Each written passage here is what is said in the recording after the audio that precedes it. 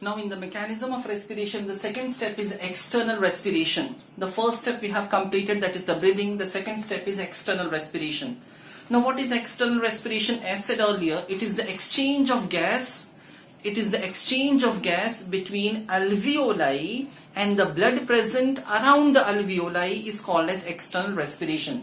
Now external respiration, the second step in the mechanism of respiration, this is the mechanism of respiration we are doing. The second step is external respiration. It may also be called as exchange of gas at alveolar level.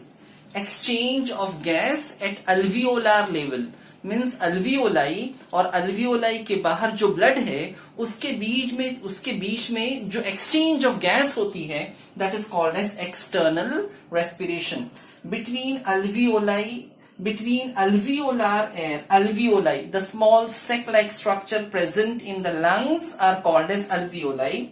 Between alveoli and blood, alveoli और blood के बीच में exchange होता है, that is called as external respiration.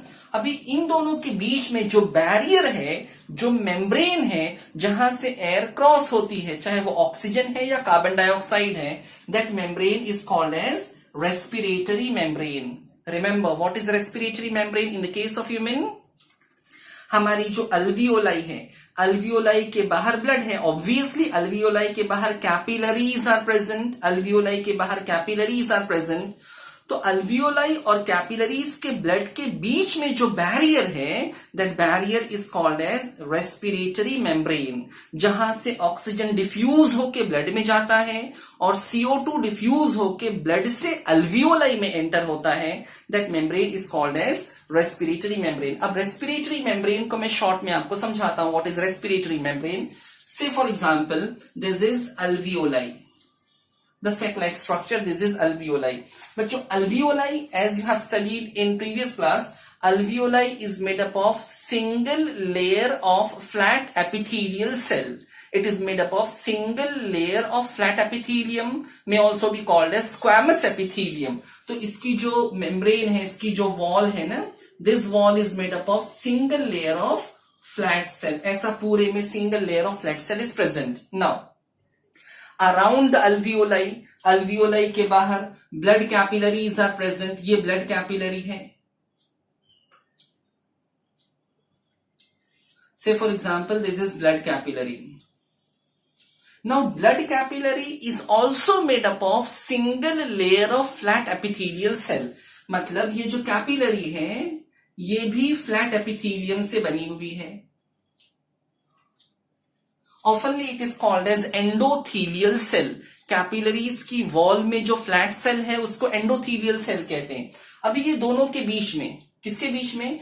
Alveoli और capillary के बीच में यहां पर प्रेजेंट है basement membrane. This is the basement membrane which is the characteristic of epithelial cell. Remember ये दो अलग अलग फ्लैट एपिथेलियल सेल है, लेकिन दोनों का बेसमेंट मेम्ब्रेन कॉमन है. दोनों का बेसमेंट मेम्ब्रेन कॉमन है. इसका बेसमेंट मेम्ब्रेन यानी अल्वियोलाई का बेसमेंट मेम्ब्रेन बाहर की साइड है और एंडोथीलियल का बेसमेंट मेम्ब्रेन ये उधर से बाहर की साइड है. दोनों के बीच में बेसमेंट मेम्ब्रेन है. तो जब गैस डिफ्यूज होती है, एक्सचेंज होती है, तो ऑक्सीजन यहां से यहां जाता है. ऑक्सीजन को अल्वियोलाई से कैपिलरीज तक पहुंचने के लिए 3 मेम्ब्रेन क्रॉस करना है. 3 मेम्ब्रेन. कौन सा 3 मेम्ब्रेन? ये वाला membrane, this is the flat epithelial cell present in the wall of alveoli. Second one is basement membrane and third one is endothelial cell which is lined on the inner side of the capillaries. तो ये 3 membrane को cross करके oxygen enter होगा blood में. Similarly ये 3 membrane को cross करके carbon dioxide enter होगा. कहां पे एंटर होगा? अल्वियोलाई में. तो बच्चों ये 3 मेम्ब्रेन है, याद रखना. ये 3 मेम्ब्रेन कौन सी है? ये वाली membrane flat epithelium of alveoli. ये बीच वाला जो डार्क पोर्शन है, this is basement membrane.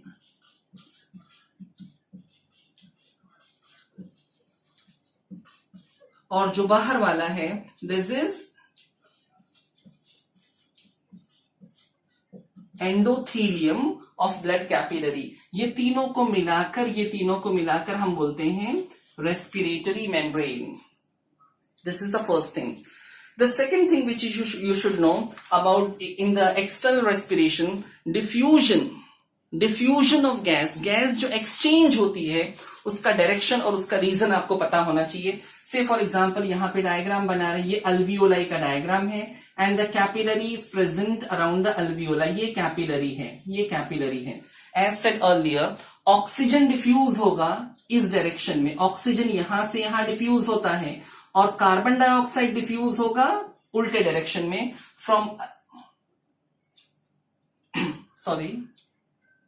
Oxygen diffuse होगा अल्वियोलाई से कैपिलरीज में, और कार्बन डाइऑक्साइड डिफ्यूज होगा कैपिलरीज से अल्वियोलाई में. ओके, सो ये दोनों का डिफ्यूजन का जो डायरेक्शन है वो अलग अलग है. ऑक्सीजन अल्वियोलाई से कैपिलरीज में, कार्बन डाइऑक्साइड कैपिलरीज से अल्वियोलाई में, ये इस डायरेक्शन में डिफ्यूज होगा.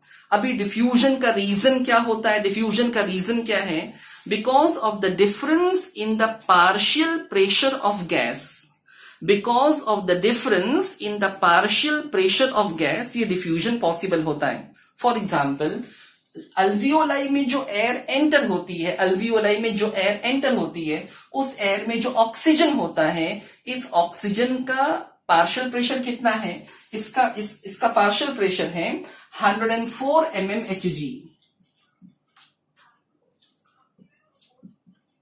104 mmHg. और यहां पे ब्लड में जो पहले से ऑक्सीजन प्रेजेंट है बेटा, इस ऑक्सीजन का पार्शियल प्रेशर कितना होता है? इसका पार्शियल प्रेशर होता है 40 mmHg. ओके, तो because of this huge difference, यानी इसका पार्शियल प्रेशर, ऑक्सीजन का पार्शियल प्रेशर अल्वियोलाई में 104 mmHg है और कैपिलरीज में 40 mmHg है. Because of this difference oxygen enter from alveoli to blood capillaries.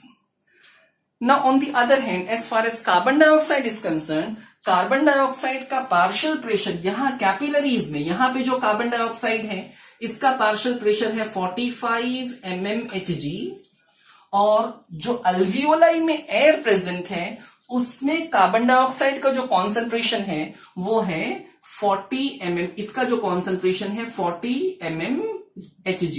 So again because of the difference, यहां पे CO2 का कॉन्सेंट्रेशन ज्यादा है, यहां पे CO2 का कॉन्सेंट्रेशन कम है, तो CO2 will diffuse from capillaries to alveoli and oxygen will diffuse from alveoli to capillaries. Now, this is the reason for external respiration, how the gaseous exchange takes place between alveoli and the blood present around the alveoli. मैंने आपको respiratory membrane के बारे में बताया, और diffusion में partial pressure का क्या कॉन्सेप्ट है वो मैंने आपको एक्सप्लेन किया. Now in the external respiration, one more thing we have to cover about the respiratory volume which is given in your textbook, about the respiratory volume and the capacity. Respiratory volume and the capacity means what? When we inhale or when we exhale, breathing में जब हवा अंदर जाती है और बाहर आती है, तो the amount of gas which we are able to inhale, usually हम कितनी एयर अंदर लेते हैं और कितनी एयर बाहर निकालते हैं. एक तो नॉर्मल कंडीशन में जब हम रेस्पायर कर रहे हैं, नॉर्मल कंडीशन में एट रेस्ट जब हम रेस्पायर कर रहे हैं तो उस टाइम कितनी गैस एक्सचेंज होती है, और एक्सट्रीम कंडीशन में मतलब प्रेशर लगा के या फिर अगर रेट ऑफ रेस्पिरेशन ज्यादा है या रेस्पिरेशन की डेप्थ अगर चेंज होती है तो ऐसे में कितनी एयर अंदर जाती है और कितनी एयर बाहर आती है, इसके बारे में भी हमको डिस्कस करना है. And that we will study in the next side heading, that is, ये तो हम पढ़ेंगे. अभी ये दो टॉपिक पूरा हुआ है, breathing and external respiration. Internal respiration and cellular respiration अभी बाकी है, इंटरनल रेस्पिरेशन मेन है. अभी हम पढ़ने जा रहे हैं about the respiratory volume and capacities. Okay, now the next part, that is pulmonary volume and capacity, that is normal values I am going to explain with the help of graph.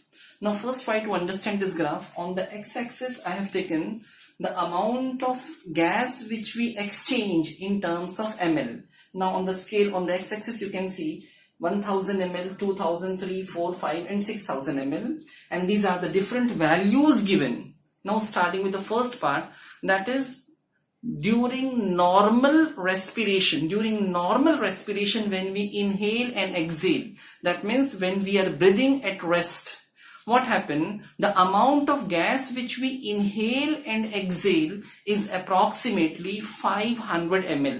यानी सांस लेते समय at rest I'm talking about 500 ml gas अंदर जाती है और 500 ml gas बाहर आती है. इसको मैंने यहां पे रिप्रेजेंट किया है. ये देखो, ये 2000 की रीडिंग है और ये वाला जो पार्ट होगा ये 2500 ml होगा. तो दोनों के बीच में ये नॉर्मल एक्सचेंज हो रहा है, गैस का नॉर्मल एक्सचेंज हो रहा है. दैट मीन्स यहां से स्टार्ट किया, इतना गैस हमने अंदर लिया, इनहेल किया, this one exhale, inhale exhale, inhale exhale. So ये नॉर्मल चलता ही रहेगा. अगर हम नॉर्मल रेस्पायर करेंगे तो ये रीडिंग ऐसे 500 ml गैस एक्सचेंज होती रहेगी. And this exchange of gas which is done at rest during normal respiration is called as TV, stands for tidal volume. Remember, tidal volume is approximately 500 ml.